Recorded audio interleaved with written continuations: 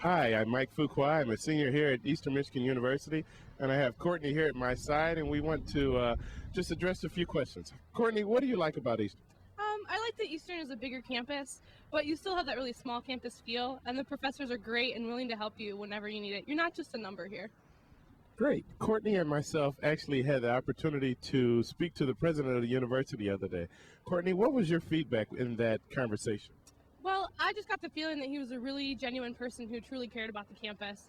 I was impressed that he said he would email any students who had questions or comments, and it's really nice to see that he was open to feedback. Great. Thanks for your time today, Courtney.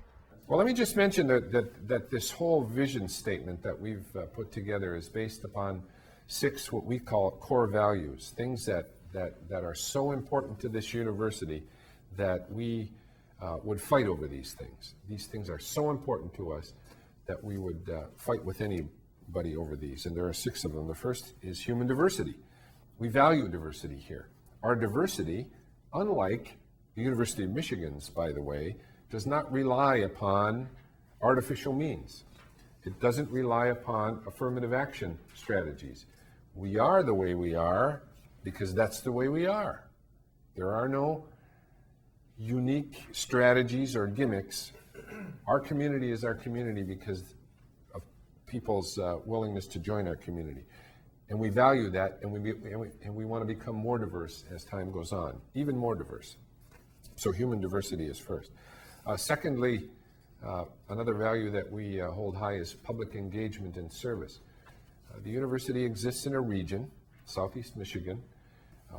We don't relate to that region right now as well as we should.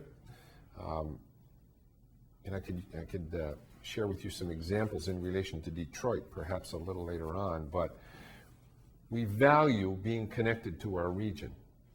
We value serving school districts and municipal governments and all sorts of organizations and groups of people, and think that's an important value. Another one has to do with ethics and integrity. If ever there was a time to value ethics and integrity individually and as an organization, now's the time. You don't have to look beyond the most recent general election, political campaigns in the general election and what was related to all of that. For this university, you don't have to look much past University House to know that there were ethical lapses along the way there. So ethics and integrity has to be very much a part of the university going forward. Another one has to do with innovation and entrepreneurship. To survive anymore, universities like this one have to be entrepreneurial. We have to be innovative. We can't just stand still. We can't offer the same product in the same way we did 30 years ago because our competition is gaining on us. We have to be innovative and entrepreneurial all the time and offer courses. Our student body here is different than it was 30 years ago. 30 years ago, most of the students here were traditional college age, right out of high school and going on to college. These days, the majority of our students are what we used to call non-traditional students. I now call them new majority students. Most of our students are non-traditional students, now called new majority. So we have to be innovative and entrepreneurial. A fifth value that we hold to is one that we call shared governance. If I know anything today, I know this, that one person doesn't run a complex organization like this. We've got 2,200 employees. Most of those people are very smart people. They're technically trained. A lot of them have a PhD or an advanced degree. They're very smart people. And it would be foolish to try and operate the institution without the benefit of their involvement and their good sense and their experience. Even if we didn't need to engage them, I don't think they would stand for it if we didn't. So sharing the governance of the university, sharing the future and planning of the university, sharing decision-making about money and people and other important things with the people who comprise this community is critical going forward. So we believe in shared governance. And the last one, it's only last by coincidence, but the last one is student access and learning. You know, there's a lot of people that can't go to the University of Michigan for whatever reason.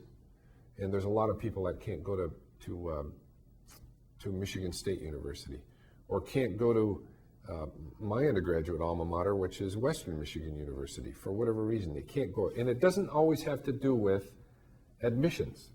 Sometimes it has to do with proximity and the ability to get someplace within a fairly easy drive.